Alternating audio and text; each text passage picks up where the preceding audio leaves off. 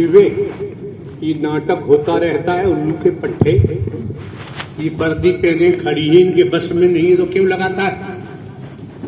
अनुशासन का होना नितांत आवश्यक होता है। इन नाटकखोरों को इनकी जगह पहुंचाया करो।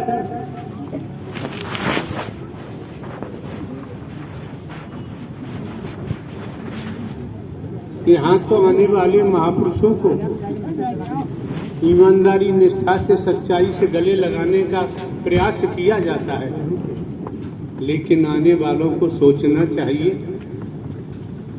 स्वच्छ जल पीना है, उसे गंदा नहीं करना चाहिए। ये उचित नहीं होता है, ये ठीक नहीं होता है। इस ब्रह्मांड में सारा खेल ही कर्म से उत्पन्न होता है। कर्मों से ही दुख होता है, कर्मों से ही सुख होता है, कर्मों से ही सौभाग्य बनता है, कर्मों से ही दुर्भाग्य बनता है।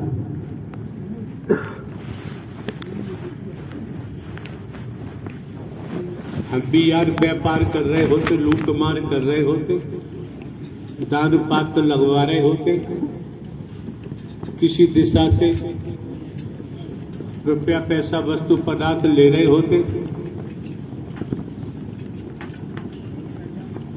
पहले हमने स्वयं पर अंकुश लगाया है।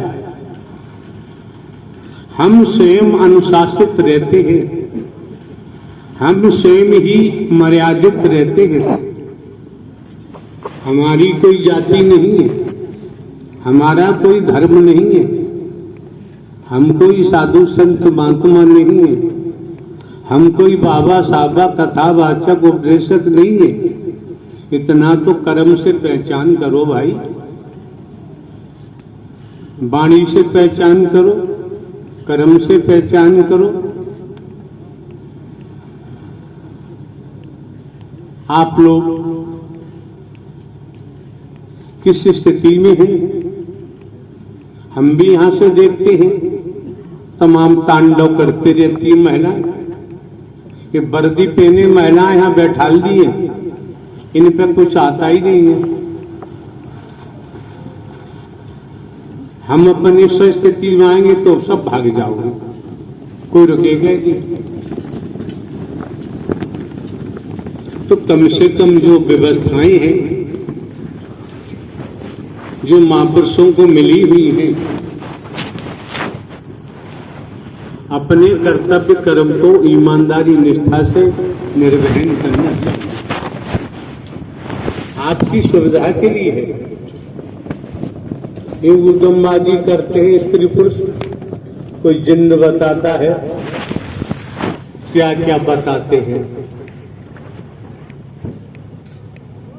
संसार में तो इन बवालों से हर कोई डरता है। जब यहां आ गए, इनकी यहां भी नहीं सुनी जाएगी।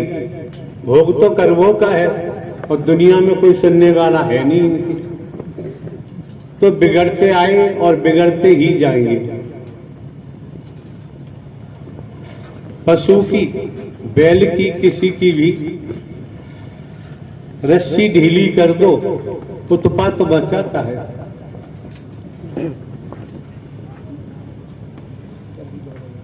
पतंग खेलने वाले खिलाड़ी पतंग का खेल खेलते हैं। इन वर्दीधारियों को कहता क्यों नहीं है? अरे उल्लू के पटके, ये बुत बने बैठ, तू भाग रहा, बुत बनी बैठी रहती है। वे नहीं है तो वर्दी उतारो, क्यों खामे तब समय बर्बाद करते हो? किस नियमानुसार बैठना चाहिए? एक जगह जमगट बना के बैठ जाते हो। कितने महापुरुषों का मुंह गैलरी की तरफ होना चाहिए, कितनों का संगत की तरफ होना चाहिए। तो वर्दी पहनने से क्या फायदा? यही नहीं सीख पाए आज तक। नीचे निगाह डाल के आराम से सो जाओगे बैठ के। कल्पों कल्पों के बाद तो जगाने वाला आया है हकीकत को लेकर, वास्तविकता को लेकर। ढोंग पाखंड आडंबर अंधविश्वास ढकोसला से बचाने के लिए। अरे ये तो हर कोई जानता है, अगली सांस का किसी को भरोसा नहीं है।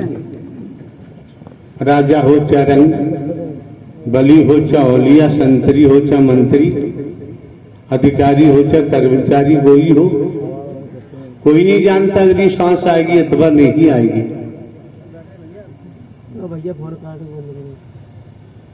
ये मौका मिला है, समय मिला है, वक्त मिला है, इसे पहचानो भाई।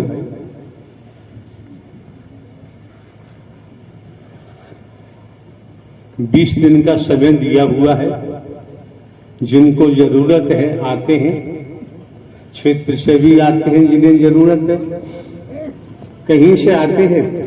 यहाँ हिंदू मुस्लिम सिख ईसाई मत देखना, ब्राह्मण क्षत्रिय वैश्य शूद्र मत देखना, न देखना ही है, इंसान देखो, इंसानियत को तोलो, इंसानियत वाला ही बोलो, इंसानियत वाला ही कर्म करो। ये श्रीमान जी प्राइमरी स्टेज है, इसे तो अपनाओ। महंगाई का जमाना है, किराया भाड़ा खर्च करके आते हो, खेती बाड़ी नौकरी व्यापार से मजदूरी से अवकाश लेकर आते हो। सत्य के साथ में पहुंचकर इतनी कमाई करो, इतनी कमाई करो जो दोबारा जन्मने और मरने की आवश्यकता न पड़े।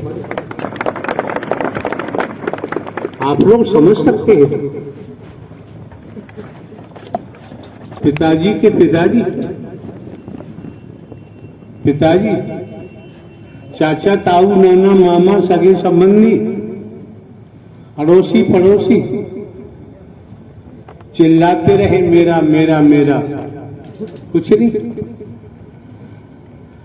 जिनको अपना बताते रहे उन्होंने भी जल्दी धक्का मार दिया, लाश है ले जा, सड़ जाएगी, बदबू आ जाएगी। जो कमाया धमाया बैंक में पड़ा है, जमीन जायदाद तमाम सभी ही पड़ा है, एक धेला साथ नहीं जाता है। अरे यार सोचो, बचपन तो खेल में गंवा दिया, जवानी में काम सता गया, बुढ़ापे में शरीर काम नहीं करता। जब याद आई बुढ़ापे में, क्या कर पाऊंगा, क्या कर सकते हैं बुढ़ापे में? शरीर काम नहीं करता, आंखें दांत कुछ काम नहीं करता। जो समय है मेहनत करने का, तरक्की करने का, जो समय है विकास करने का, इस समय को हमने बेकारों में लगा दिया, इस समय को हमने बर्बाद कर दिया। बाबूजी बुढ़ापा आने पर सब कुछ जो किया कोई साथ नहीं देता है। भाई आपके पास माता पिता हैं, पत्नी है, पति है, बेटा बेटी, भाई बहन है, अच्छी बात है, उनके लिए करते आयो करो। ये सब कुछ करते हुए स्वयं के बारे में भी तो सोचो। हे मानव, तू भूलोक में क्यों आया है? खान पान भोग भय पशु भी चतुर्थ जात, क्या अधिकता मनुज में, क्यों न रखे हरे नाम। एक बात बता दे रहे हैं, कान खोल के सुन लो। जानते होंगे, आप भूल गए होंगे, हम आपको दोबारा स्मरण करा रहे हैं। क्या ये संसार में नारायण साकार हरि का नाम ही सार है, बाकी सब असार है। समझ सकते हो? बाकी सब नष्ट होने वाला है, सब मरने वाला है। इन आंखों से देख रहे हो, ये भी सब नष्ट होने वाला है। समझो लो, और समझने का यार प्रयास तो करना पड़ेगा। चलो, हम आपको अतीत का स्मरण कराते हैं। सतयुग का नाम आता है। सतयुग में यही वसुंधरा धरती थी। सतयुग में यही सूरज चांद सितारे थे। सतयुग में यही वायु थी। द्वापर का नाम आता है। द्वापर में यही सब कुछ था। त्रेता का नाम आता है। त्रेता में भी यही सब कुछ था।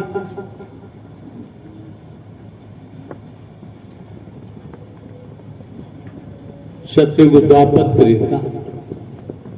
अब आया कलयुग। आप समझ सकते हैं, आज भी सतयुग जैसा ही सूर्य है, चंद्रमा है, सितारे हैं, ये वायु है, ये धरती है, लेकिन ये दो हाथ पैर वाला क्यों बदल गया? जो इसमें परिवर्तन आना चाहिए, इंसानियत के नाते, मानवता के नाते, भाईचारे के नाते, पिता पुत्र के नाते, भाई भाई के नाते, पति पत्नी के नाते, परिवार समाज के नाते, आप लोग ईमानदारी से खुद ही अपने हृदय से आकलन करो, वो चीज कहां है? वो चीज नहीं।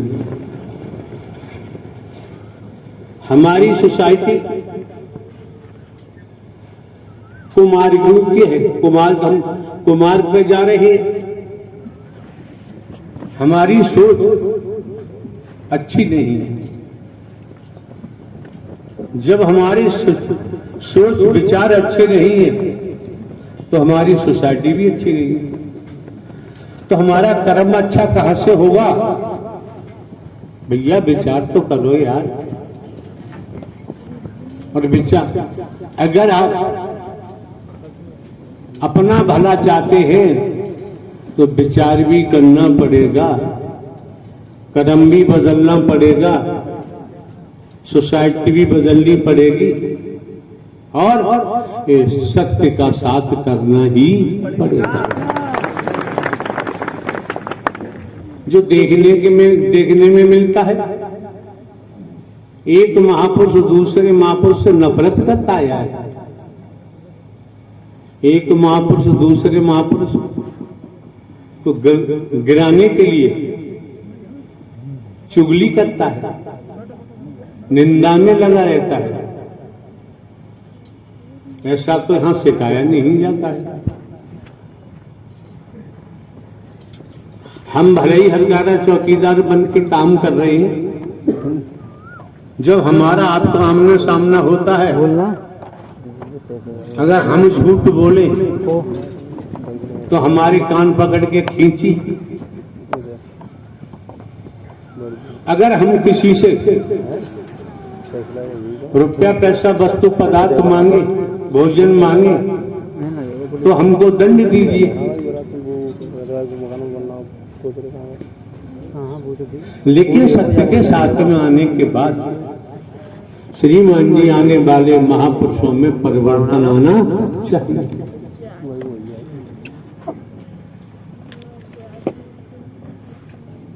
संसार है,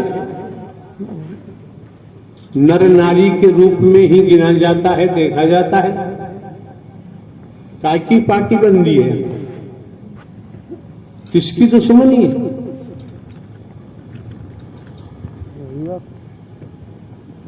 अरे आपका सभी का अगर संस्कार न होते तो श्रीमान जी यहां आना संभव नहीं। तो ये समझो न, सतुगी कोई कण है, आत्मा सतो प्रधान है। कितनी धनवान है, कर्म से धनवान गरीब नंगा लुच्चा बन जाते हैं। अगर आत्मा सतुगी न होती, सतो प्रधान न होती, तो श्रीमान जी इस रूप में आना संभव नहीं आ पाता। आ गए हैं तो सामने वाले को देखो, इसका स्वार्थ क्या है? इसका किसी प्रकार का स्वार्थ है तो श्रीमान जी इस मानव मंगल मिलन सद्भावना समागम सत्य के साथ में लुटने के लिए दोबारा आने की जरूरत नहीं है। अगर यार विष घोलोगे, इस हाथ दे और इस हाथ ले, जब अगली सांस का भरोसा नहीं तो यार किसके लिए विष घोलोगे?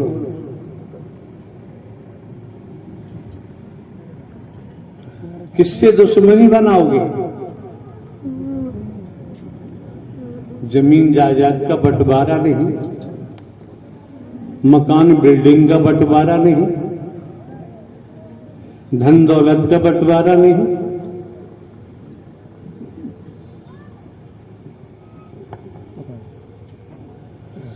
जब तक हमारी सोच, हमारा कर्म मोह माया में फंसा रहेगा, अहंकार में फंसा रहेगा, तब तक बाबूजी सत्य का सफर तय करना संभव नहीं। ये हकीकत आपके सामने रखी जा रही है।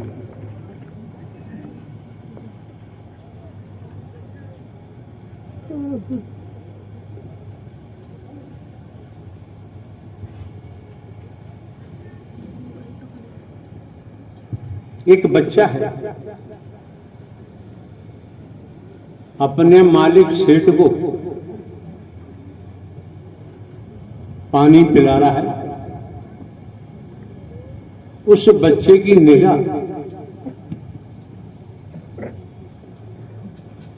डायमंड की अंगूठी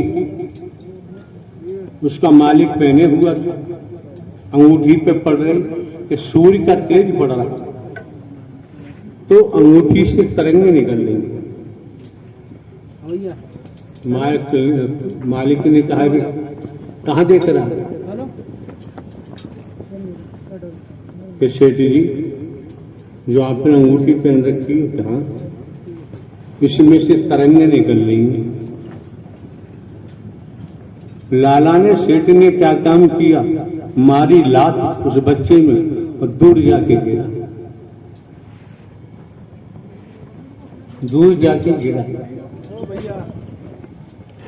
घूमता फिरता नंगा भूखा समय संस्कार कहां ले गया?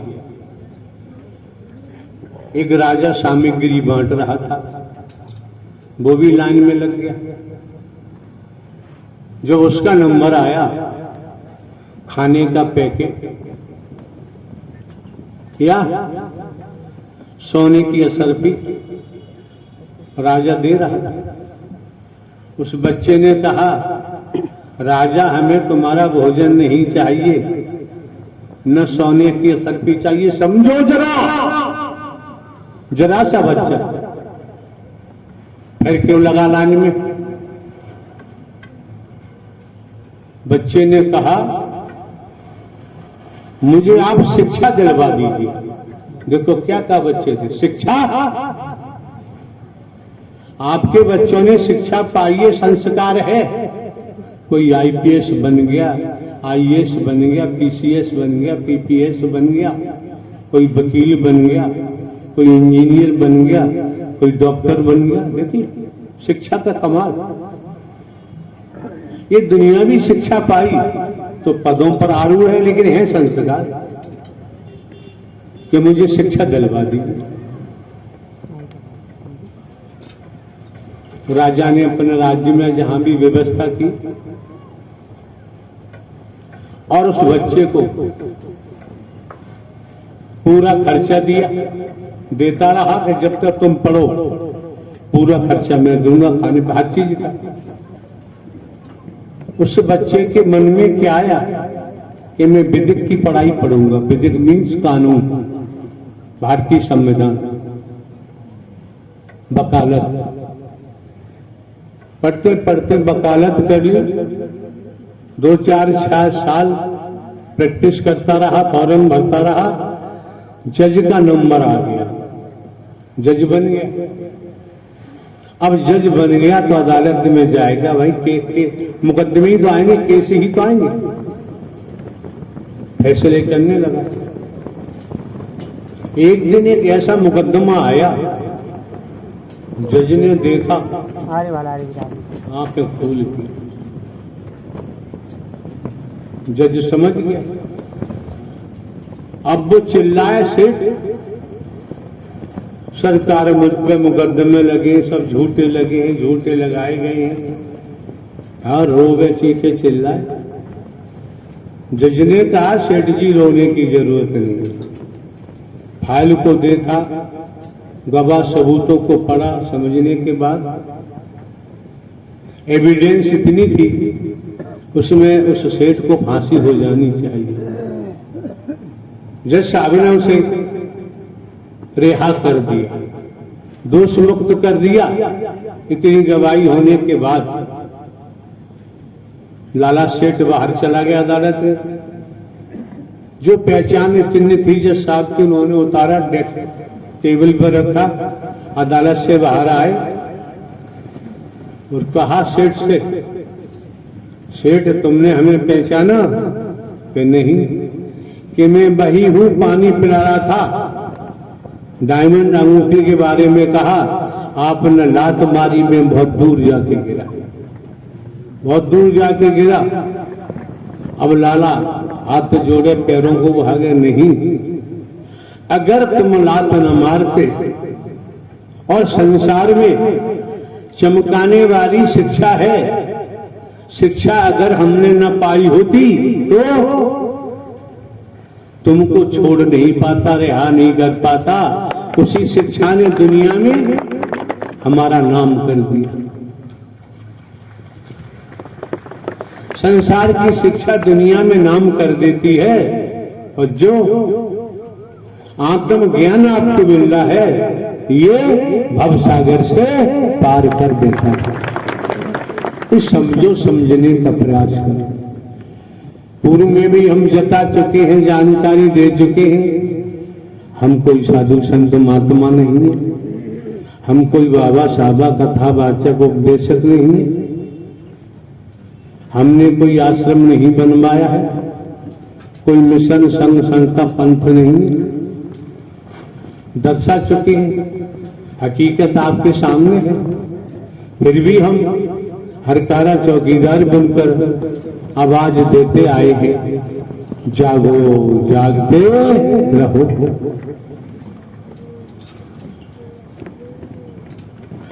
दुनियावी शिक्षा के नाते बच्चा जागृत हुआ, डिग्री हासिल करने के बाद संस्कार ने साथ दिया, जज हो गया।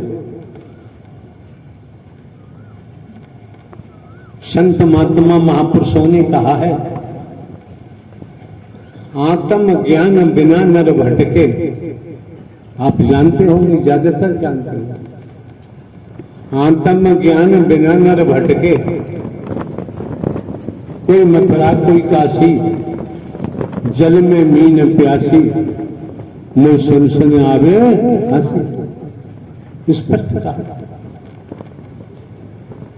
तो आप लोग यहां आते हैं, सुनने को मिलता है, टेक्नोलॉजी विज्ञान का युग है।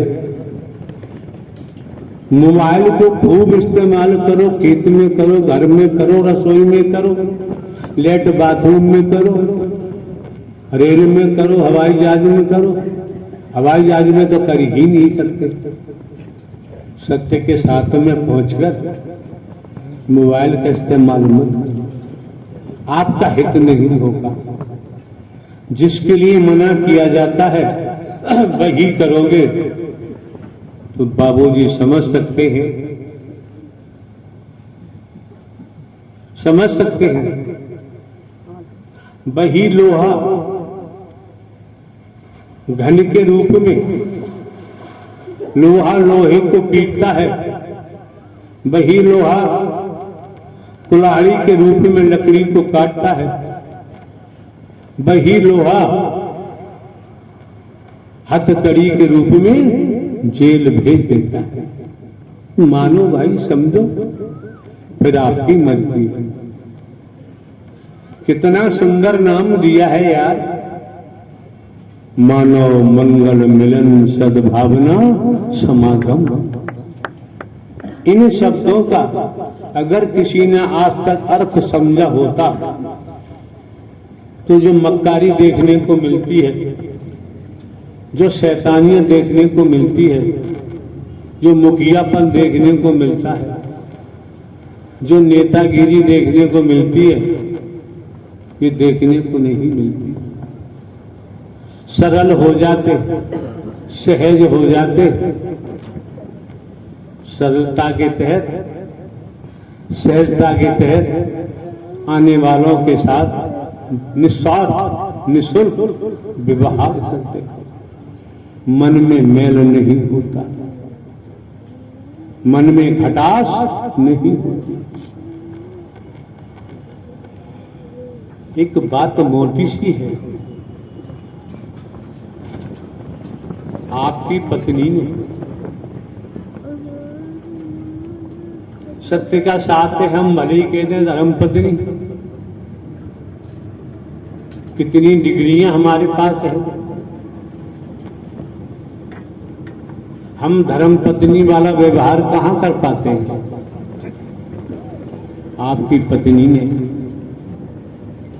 एक कटोरी में दाल, एक में सब्जी, शुद्धता के तहत चपाती बना के रखी, वो थाली आपके सामने रख दी, भोजन ग्रहण करो। आपकी निगाह में पड़ा कि कटोरी थाली के किनारों पर गंदगी लगी हुई है। जरा गर्म मिजाज के हो तो आवाज दोगे पत्नी को, भला की मम्मी इधर दौड़ी दौड़ी आई, थाल उठाएंगे आप, उसी के ऊपर फेंक देंगे कि तमाम गंदगी कटोरियों तो थाली के अंदर लगी। नरम मिजाज के हैं तो कह दोगे भाई तुमने थाल तो भोजन का लगाया, लेकिन गंदगी लगी हुई है। हम ही कहते हैं कि तुम इस भोजन को खाओ और देखो गंदगी लगी, खा लोगे? न पत्नी खाएगी, पति किसी को नहीं गंदा लगा हुआ है। अगर यार हमारा अंतःकरण गंदा है, हमारा मन मंदिर गंदा है, तो बाबूजी जहां जाएंगे गंदगी फैलाएंगे। परमात्मा भी साकार में साक्षात प्रकट है तुम्हारे सामने, वहां भी तुम गंदगी फैलाओगे। तो देखो भैया बात बनेगी।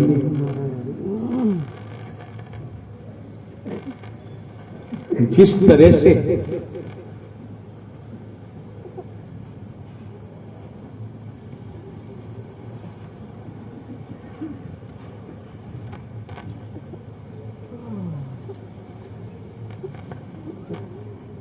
ये फील्ड या खेत वर्गाकार है।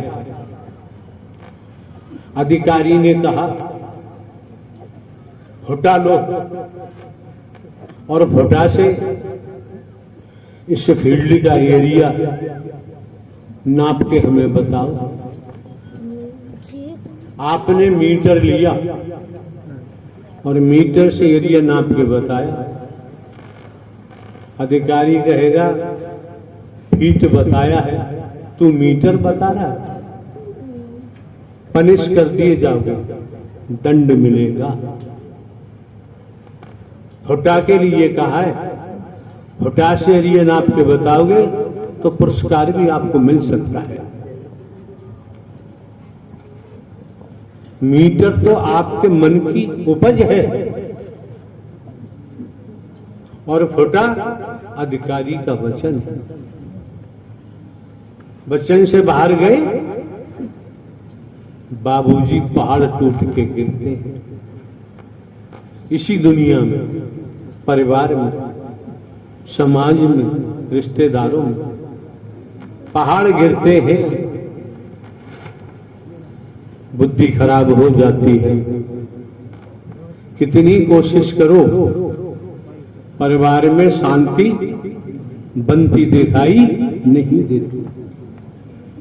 जहां जाओगे, जिधर जाते हो यार दोस्त, कहीं भी पूछा भाई मन मेला कैसा है, चेहरे पर वो बात नहीं है जो होनी चाहिए। अरे भाई साहब क्या बताएं, परिवार में दंगा फसाद, सब बिगड़े हुए हैं। कोई किसी की बात तो सुनता ही नहीं, कोई किसी की बात मानता ही नहीं। बड़े दुखी हैं, बड़े दुखी हैं। इसलिए बुद्धिमान, समझदार ही परिवार का मुखिया बनता है। परिवार का मुखिया अपना पूरा जीवन परिवार को सौंप देता है और परिवार का मुखिया नियम बनाता है परिवार के सदस्यों के लिए। जो परिवार का नियम तोड़ेगा उसको परिवार का मुखिया दंड देगा, जिससे परिवार संगठित रहे, मर्यादित रहे, अनुशासित रहे। इसी स्थिति में परिवार का विकास हो सकता है। चलेंगे, संस्कार बना, धंधा रोजगार भी मिल जाता है। समाज में कोई समस्या खड़ी न हो तो समाज में चंद लोग इकट्ठे होकर सामाजिक नियम बनाते हैं। जो सामाजिक नियमों को तोड़ता है उसे समाज दंड देता है। देश में रहते हो, देश को चलाने के लिए देश के अंदर जो बसे हुए सभी को चलाने के लिए भारतीय संविधान है। जो संविधान को तोड़ता है पुलिस द्वारा, अदालत के द्वारा उसे जेल के द्वारा दंडित किया जाता है। जो जानकार हैं कानून के, वो कोई परिस्थितियां हो कानून नहीं तोड़ेंगे, मनमती नहीं करेंगे, कानून का पालन करेंगे। शासन ने कानून बनाया है, प्रशासन लागू करता है। तो यार यहां तो कोई कानून भी नहीं, आपका कानून है, आपकी कमेटी है, आपका कानून है, आपका जीवन है। आप अपने जीवन को कैसे जिएंगे? मीरा जी का नाम आता है, वैदिक काल का इतिहास कहता है। राजघराने की बेटी, राजघराने में ब्याही शादी हुई, दर्शन किए सच्चे सदगुरु के और चिल्लाने लगी, पायो री मैंने पायो, नाम रतन धन पायो। संसारिक शिक्षा उस बच्चे ने ली, न्यायाधीश बन गया, संसार में नाम हो गया। और मीरा जी ने सच्चे सदगुरु से शिक्षा पाई, अमर हो गई, जन्म मरण से फंस गए कि क्या न नर है ना ही नारी है। तो देखो यार, समझना तो पड़ेगा। समझने वाला एक इशारे में ही समझ जाता है, अधिक कुछ करने की जरूरत नहीं रह जाती। लेकिन प्रैक्टिस तो करनी पड़ेगी, अभ्यास तो करना पड़ेगा। साधु संत महात्मा अभ्यास करते हैं, अभ्यास करते करते किस उपाधि को प्राप्त हो जाते। करत करत अभ्यास जड़ मत वहे सुजान।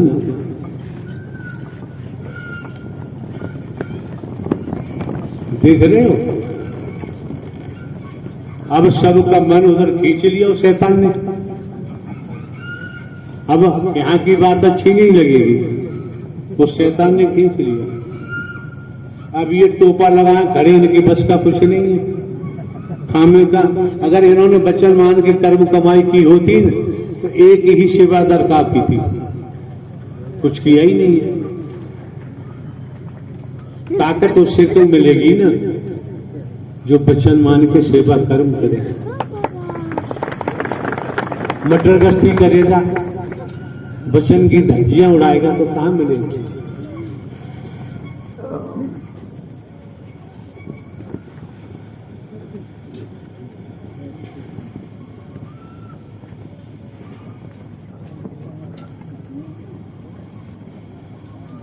नारायण साकार है संपूर्ण ब्रह्मांड में सदा सदा के लिए। एक पल में कोई चाहे, एक पल में जीवन में परिवर्तन आ सकता है। हमारी चाहत तो गहरी हो,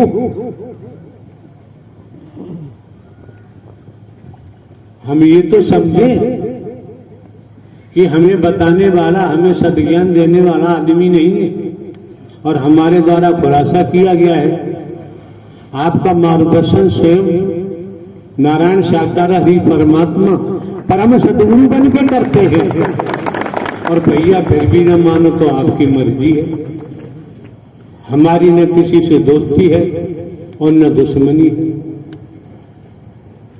जस करनी तस भरनी, जो जैसा बोता है उसे काटना ही पड़ता है।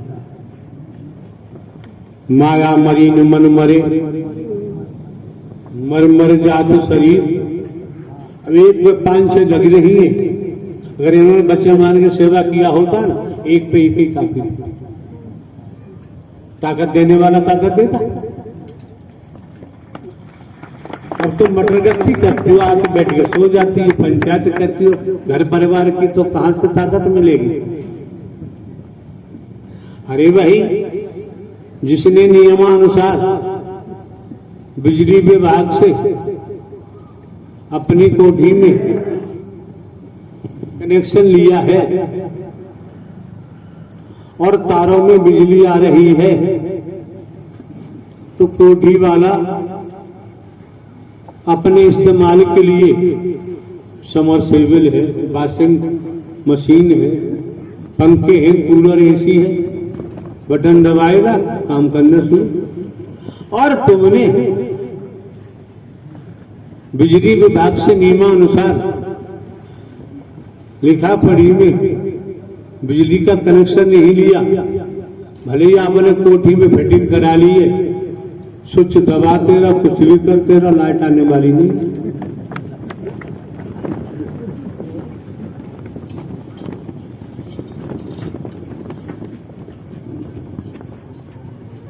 क्यों? तन की, मन की, धन की, पद की जो ताकत आपको मिली है, आप खर्च करते आए हैं, लगातार करते आए हैं। अब इस समय आपको आत्मिक बोध कराया जा रहा है। आत्मिक बोध के तहत मिली हुई ताकत का इस्तेमाल करोगे आत्म कल्याण के लिए, तो सत्य के साथ में आत्मिक बैटरी चार्ज फटाफट हो जाती है। और कटिया डालोगे, हरी बनोगे तो नाश होगा, बच ही नहीं सकता। नीति अनीति, जब से ब्रह्मांड की रचना हुई है तब से नीति अनीति चलती रही है, चल रही है। नीति से चलेंगे, नियमानुसार चलेंगे, उसका परिणाम कुछ और है। अनीति को धारण करेंगे तो उसका परिणाम कुछ और है, जानते हैं। ये सारी बातें समझते हुए सत्य के साथ के महत्व को समझोगे, मंथन चिंतन करोगे, लगन लगाओगे, तो बिना सत्य के साथ के आप रह नहीं सकते। आपको तलब पैदा होगी आत्मिक कि हमारे जीवन का सार सत्य का साथ है, वचन मानना है, सेवा कर्म करना है, बाकी काम बाद के। बाकी कामों में संसार है, मिथ्या नश्वर है, और आत्मिक कार्य पहले है। इसमें परमात्मा का खेल पहले होगा, प्रथम होगा। तो समझे तो सही, समझेंगे तो बात बनेगी, और नहीं समझेंगे तो देखो बात बनने वाली नहीं है। अभी श्रीमान जी जयपुर से आए हैं, जयपुर के महापुरुष खड़े हुए, इनकी समझ में कुछ आया होगा। घर परिवार, कोठी बंगला, मकान, दुकान जो भी है आपके सम्मुख खड़े हैं। हाँ, क्या कह रहा है आपका भजन? प्रेम से बोलना। नारायण साकार हरि की संपूर्ण ब्रह्मांड में सदा सदा के लिए जय जयकार हो, जय जयकार हो, जय जयकार हो। तो जगतपति परमात्मा, अरे जगतपति परमात्मा और जग के पालनहार, और जग में आ गए बन करी मेरे नारायण हरि जी साकार। प्रेम से बोलना। नारायण साकार हरि की संपूर्ण ब्रह्मांड में सदा सदा के लिए जय जयकार हो, जय जयकार हो, जय जयकार हो। कि मानव जन्म जन्म तड़पेगा, नारायण हरि जी के वचन तोड़ेगा।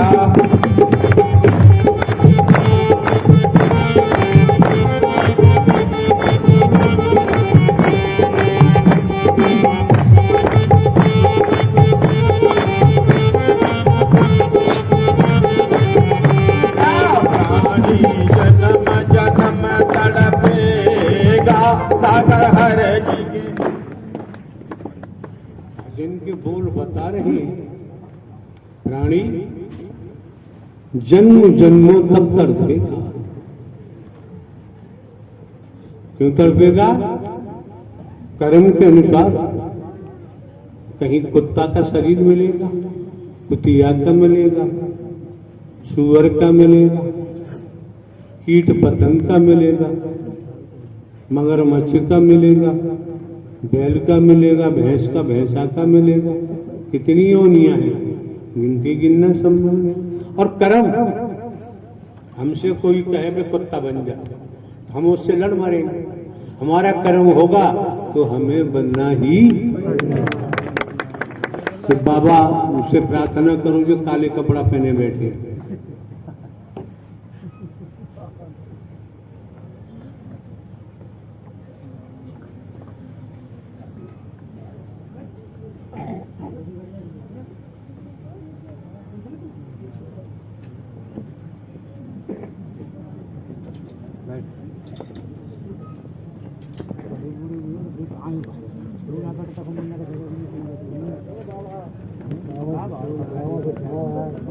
बैठवेगी ना पर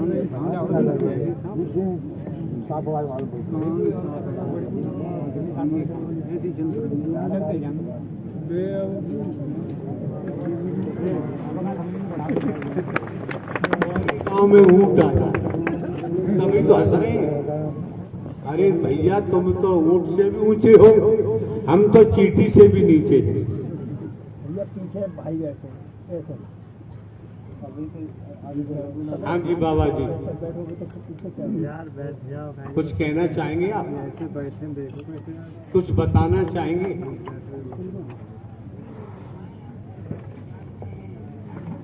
भजन का पालन करते हैं तो ध्यान करते हैं।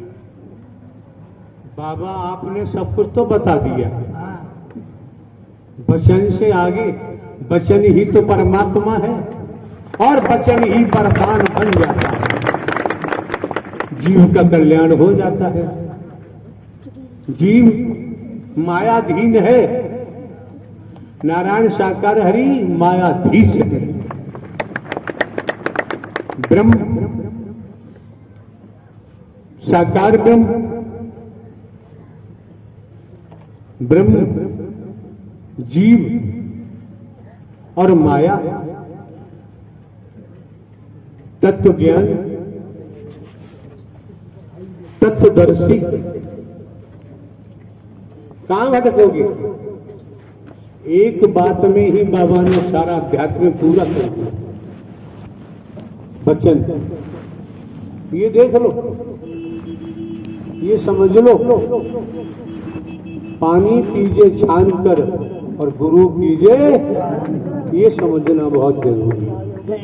अगर ढोंगी पाखंडी आडंबरी वर्गवादी अहंकारी गुरु मिल गया, उसका तो नाश होगा ही, संग में आपका भी होगा।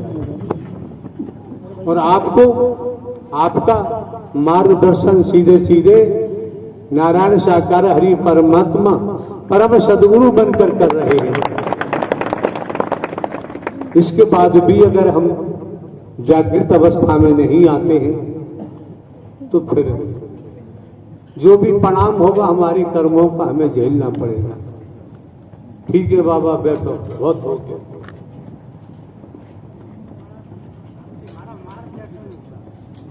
तंत्र मंत्र करते हो बाबा कुछ? नहीं, अरे कुछ भजन बंदगी करते हो? केवल भजन के अलावा और कोई दूसरा कार्य नहीं। आना जाना संपर्क करना। किसका भजन करते हो? नारायण साकार हरि का। नारायण साकार हरि को आपने कभी देखा है?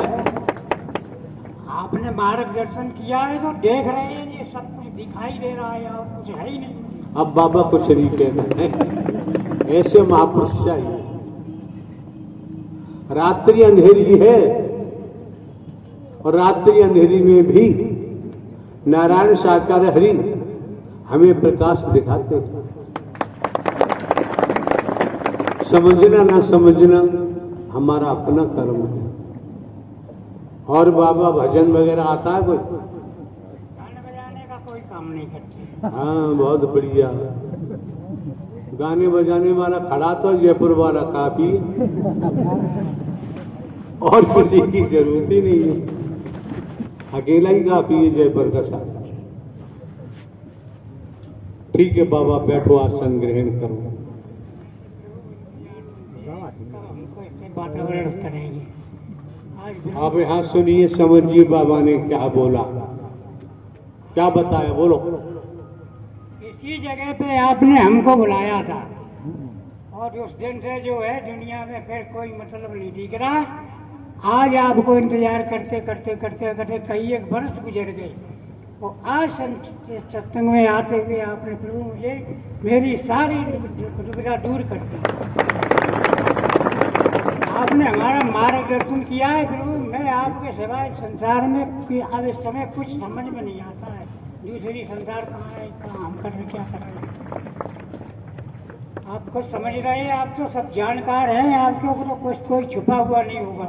हम तो हर कार्य चौकीदार हैं बाबा। अरे मुझे सब मालूम है, हर पल खबर लेते हो तुम और मैं सब जानते हैं आपके कहाँ है। फ्री का हंसना है, फ्री का हंस लो, यहाँ पैसा तो लगता नहीं है।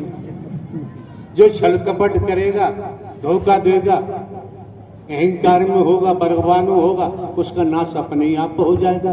बाबा बता रहे हैं। हाँ बाबा जी, और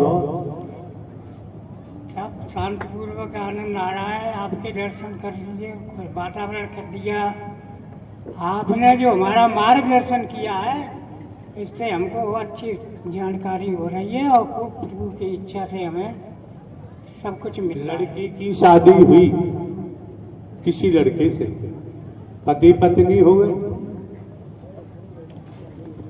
ससुराल में आए हुए वर्षों व्यतीत हो गए और पति से बात भी नहीं हो पाई। लड़की इसी विचार से ससुराल में रह रही है। 1 साल में कोई बातचीत नहीं हुई, कभी तो हो ही जाएगी। लड़की अपना जो कर्तव्य कर्म बनता है करती रही। फिर 1 साल व्यतीत हो गई, पति से बात भी नहीं हुई। पिया से लेने वाला है, लड़की ने मना कर दिया, मैं नहीं जाऊंगी। इतना त्याग किया और त्याग करूंगा। धीरे धीरे 5 वर्ष व्यतीत हो गए, 6 वर्ष व्यतीत हो गए, 20 वर्ष व्यतीत हो गए, लेकिन उस दुल्हन की बात पति से नहीं हो रही। आता है परिवार में, खाता पीता चला जाता है। एक बार पहला पॉइंट, एक लड़की ऐसी उसकी शादी हुई, ससुराल में आई, दूसरे दिन ही बात हो गई, मिलन हो गया। ये संस्कार है, ये अतीत है। इतनी कमाई वाली फॉर एग्जाम्पल, एक लड़की की शादी होकर ससुराल जाती है, दूसरे दिन एक भिखारी आता है, दरवाजे पर आवाज देता है, माते भिक्षाम दे। वो दुल्हन आती है, भिखारी से कहा, भिखारी बाबा अभी तो मैं बासा खा रही हूं, जब ताजा बनेगा तब आना, तब मैं आपको दूंगी। परिवार वाले सास वगैरह और सुन रहे थे। उन्होंने लड़की के मायके सूचना दी, सबको बुलाया, गांव में पंचायत में ढाल दी, पंचायत में ढाल दी। पंचायत में निर्णय क्या बात है भाई कि तुम लड़के की शादी में गए थे? हाँ, एक रात तो बीती हुई है। कहाँ? दुल्हन आई है बेटा की बहू, वो कहती है कि मैं बासा खा रही हूं, ताजा बनाऊंगी तब आना, तब मैं तुझे दूंगी। भिखारी से कहा। पंचों ने फैसला कर दिया, जिसका जितना है अपना हिसाब किताब बना ले जाओ। पियर वालों को दे दिया, लड़के वालों को हिसाब कर दिया। वहां कोई महापुरुष बैठा हुआ था, उसने कहा, पंचों मैं आपसे प्रार्थना करते हैं, कुछ कहना चाहते हैं कि बताओ कि आपने निर्णय तो कर दिया, लड़की अपने मायके वापस जाएगी, जो भी धनमाल था सब बंटवारा हो गया। जिस पर दोष लगाया गया, आरोप लगाया गया, उसे तो आपने बुलाया नहीं, उसे आपने नहीं बुलाया। तो पंचों ने भी महसूस किया, आभास किया कि वाकई में जिस पर आरोप लगाया है,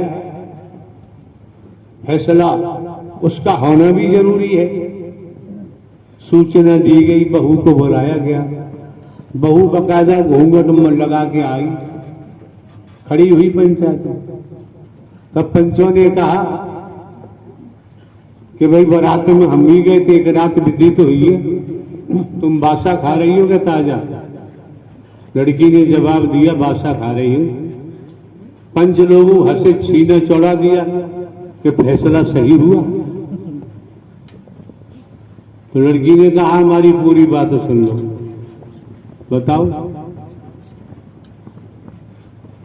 अतीत से वर्तमान, वर्तमान से भविष्य, संस्कारों के मुताबिक हम पुराना बासा खा रहे हैं, अब नई भक्ति करेंगे तब ताजा बनेगा, ताजा भक्ति होगी।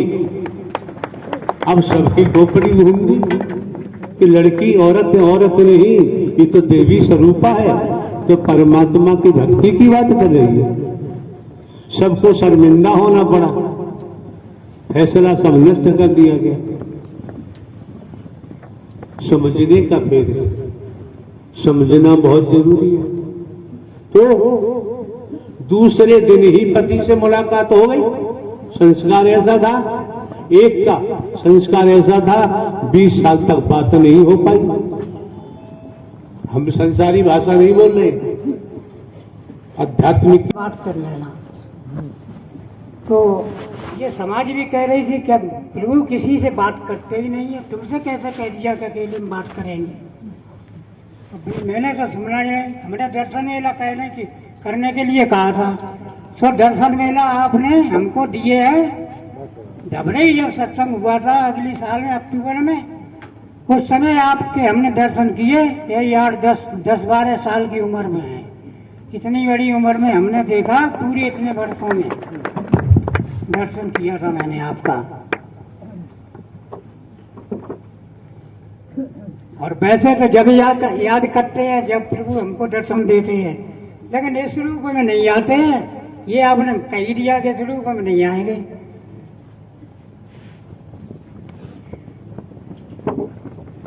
अब आपके सामने बाबा जी खड़े हैं और बाबा जी ने घूंघट हटा दिया, अब हमें कहने की जरूरत करेगी।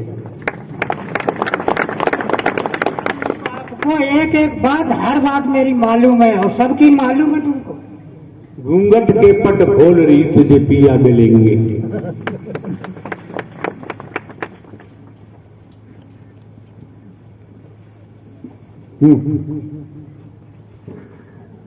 ऐसा मार्गदर्शन कर दीजिए हमारा जो बिल्कुल ये अंधकार बिल्कुल मेरे पास में न आ सके। लवेरिया लगानी है भी आपको है? अभी आपको लवेरिया नहीं लगा है? आंखों का ऑपरेशन करवा लिया जब दर्शन किया। हम कह रहे हैं आपको लवेरिया नहीं लगा। हमारी समझ में नहीं आ रहा, फिर आप मार्गदर्शन करेंगे तो सब कुछ हो जाएगा। तोताराम से पूछो जाकर लवेरिया क्या होता है।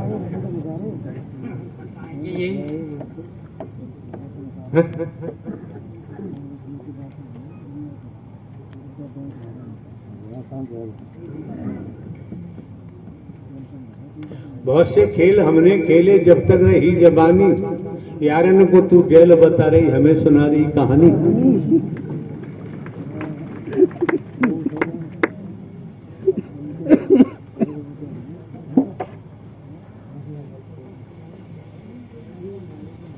खाएं खसम का गीत गाएं यारों का।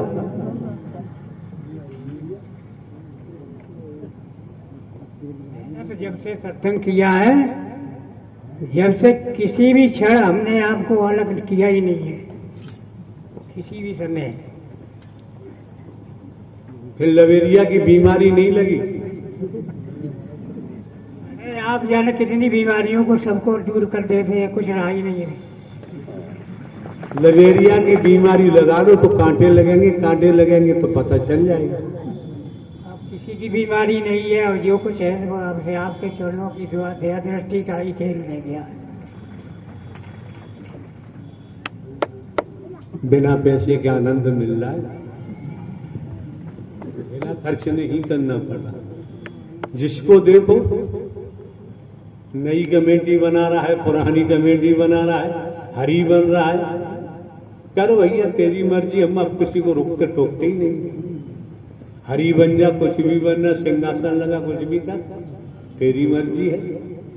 पार्टी बंदी बना लेते हैं, शराब देना शुरू कर देते हैं। भैया दो शराब, तुम्हारे पास शराब की ताकत होगी तो दो।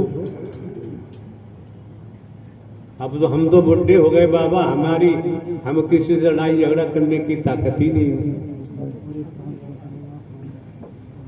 क्यों बाबा, हम तो बूढ़े व्यक्ति हो गए ना। हो ही नहीं सकते। क्यों नहीं हो सकते? अरे प्रभु आप तो अंतर्यामी है, इस बात को हम जानते हैं और मानते भी हैं। इसको तो हर किसी के लिए समझना असंभव, समझ लेना तुम। संसार से मुक्त होना बहुत असंभव बात है। हाँ हाँ हाँ हाँ, ये हकीकत है। सब ये बाहर बाहर घूम रहे और बाहर बाहर घूमने वाला कभी भी मोक्ष को प्राप्त नहीं हो सकता, कितना ही ज्ञानी बन जाए। हाँ जी, ज्ञानी ध्यानी तो सभी है, लेकिन कर्मों से मुक्त होना ये असंभव बात है। ये आपके ही प्रभाव से सारा कार्य जो है सब आपको दूर हो गए, बिल्कुल छठे भटके तैयार खड़े हैं साहब।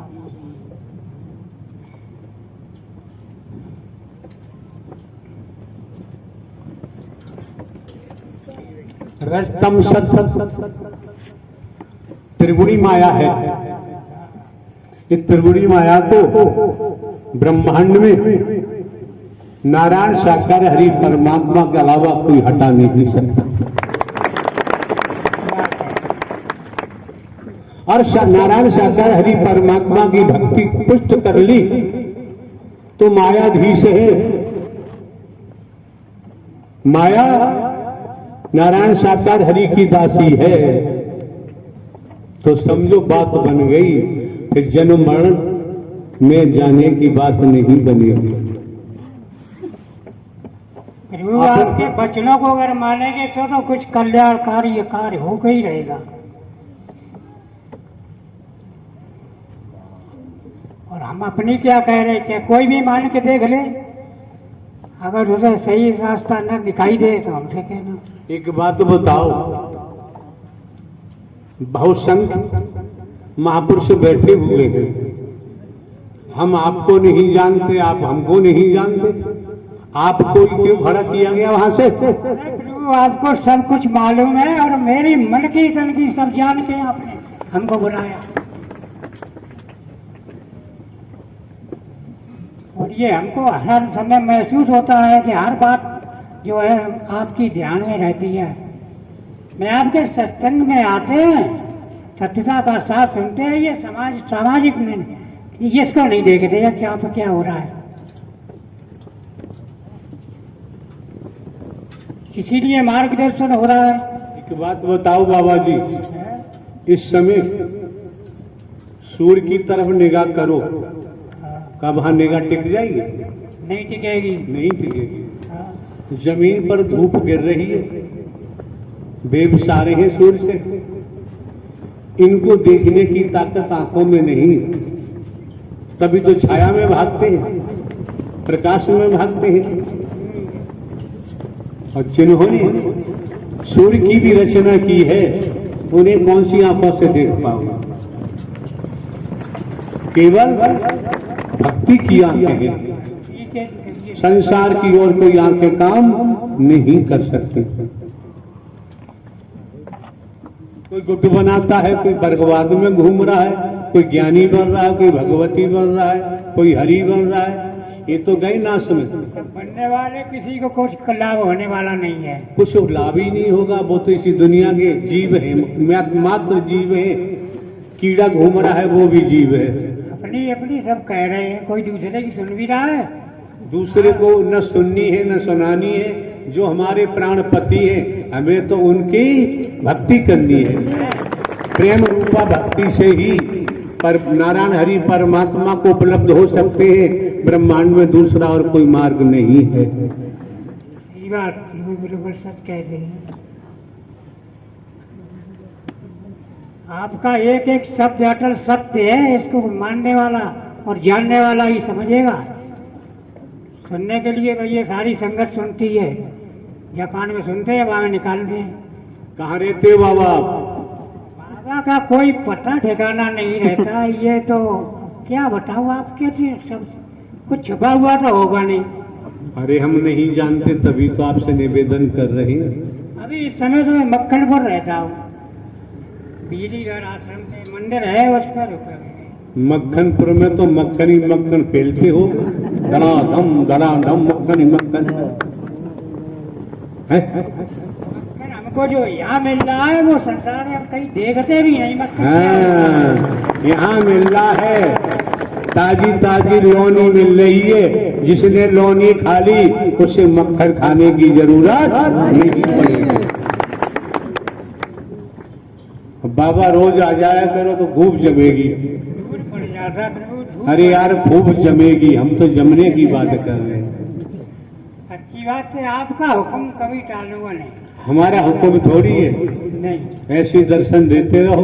हमको जब तक ये साथ रहेगी या समझ लो दूसरा कोई संसार में हमें किसी से कोई संबंधित नहीं। सबसे आपने कहा कि संसार से प्रेम मुक्त कर दो, और इस समय संसार में न कोई हमारा है न हम हैं किसी के। सत्य तो बाबा यही है।